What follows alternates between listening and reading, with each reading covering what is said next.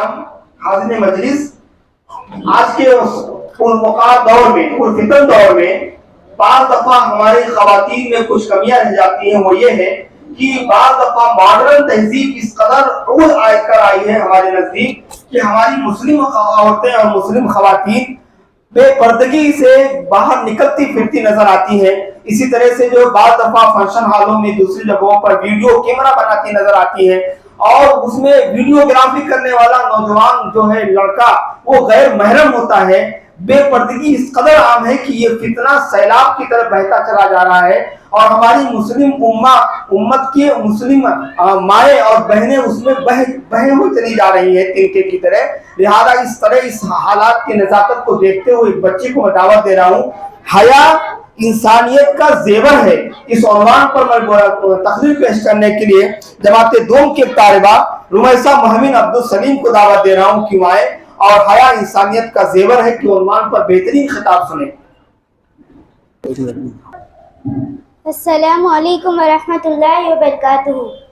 نحمده ونصلی علی رسول الکریم، اما بعد. اعوذ باللہ من الشیطان الرجیم، بسم اللہ الرحمن الرحیم. یا بنی آدم قد انزلنا علیکم لباسا یواری سوآتکم وریشا ولباس التقوی ذلک خیر ذلک من آیات اللہ لعلہم یذکرون. محترم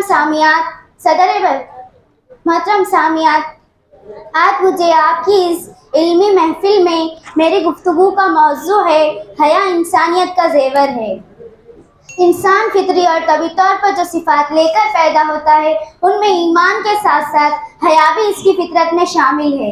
پھر یہ آدمی کے والدین، اساتذہ اور معاشرے کے لوگ ہوتے ہیں جو ان صفات کو مزید پروان چڑھاتے ہیں اور اس کے مزاج کو تبدیل کر دیتے ہیں.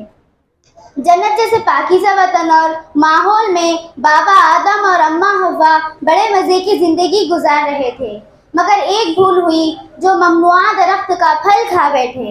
اس کا نتیجہ یہ ہوا کہ ان سے جنت کا لباس اتار لیا گیا، اور یہ صورت ان دونوں کے لیے انتہائی ناگواری اور بے حیائی والی تھی. مگر وہ با حیا تھے، حیا پر ان کی خلقت ہوئی تھی. فوراً وہاں کے درختوں کے پتوں سے اپنے آپ کو ڈھانپ لیا. پھر انہیں زمین پر بسایا گیا تو گزر بسر کے لیے دانا پانی کے علاوہ ان کی صفت تحفظ کے لیے لباس بھی اتارا گیا. فرمایا یا بنی آدم قد انزلنا علیکم لباسا، اے اولاد آدم ہم نے تم پر لباس بھی اتارا جو تمہیں عوریاں اور بے لباس ہونے سے بچاتا ہے اور تمہاری زینت بھی ہے. مگر وَلِبَاسُ التَّقْوَى ذَلِكَ خَيْرٌ، تقویٰ کا لباس بہترین لباس ہے. تقویٰ کے لباس سے مراد ان کی صفت شرم و حیا ہے. اس لیے فرض ہے کہ آدمی مرد ہو یا عورت تقویٰ کا لباس یعنی ایمان کے ساتھ ساتھ شرم و حیا کے تقاضے بھی پورے کرے اور کسی طور اس سے عاری نہ ہو. رسول اللہ صلی اللہ علیہ وسلم نے فرمایا الایمان بضع وستون شعبۃ والحیاء شعبۃ من الایمان. ایمان کی 60 سے بھی زیادہ شاخیں ہیں اور حیا اس کی اہم ترین شاخوں میں سے ایک ہے. اللہ تعالیٰ اس بات کا زیادہ حقدار ہے کہ اس سے حیا کیا جائے. ایک صحابی نے آپ صلی اللہ علیہ وسلم سے پوچھا اے اللہ کے نبی، میں بعض اوقات گھر میں بالکل اکیلا ہوتا ہوں جہاں مجھے کوئی اور نہیں دیکھ رہا ہوتا ہے، تو میں وہاں بے لباس اور عوریاں ہو جاؤں؟ فرمایا نہیں، اللہ احق ان یستحیا منہ، اللہ تعالیٰ اس بات کا زیادہ حقدار ہے کہ اس سے حیا کیا جائے. الغرض ایک مسلمان مومن خواہ مرد ہو یا عورت اپنی صفت حیا کی خوب حفاظت کرنی چاہیے. ہمارے نبی صلی اللہ علیہ وسلم کا ایک فرمان یہ بھی ہے کہ المرأۃ عورہ، عورت سراپا چھپائے جانے کے لائق ہے. چنانچہ جب یہ باہر نکلتی ہے تو شیطان اسے جھانکتا ہے. بازاروں اور محفلوں میں عورتوں کا کھلے منہ حیا باختہ لباس کے ساتھ آنا جانا شرم و حیا کا جنازہ نکال دینے والی بات ہے.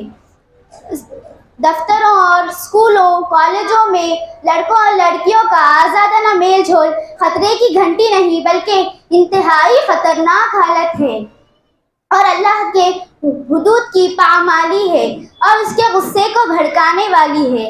اس لیے میں اپنی سب بہنوں کو قرآن و سنت کے احکام کی روشنی میں کہوں گی کہ آئیے فطرتاً ایمان فطرتاً حیا کی خوب حفاظت کرے, شرعی پردہ اختیار کرے اور اس بارے میں کسی سے بھی مرعوب نہ ہو. مخلوط و مخالف مجالس سے بچے اور بچائے. وآخر الدعوانا ان الحمد للہ رب العالمین. ماشاءاللہ بہترین انداز سے بیان کی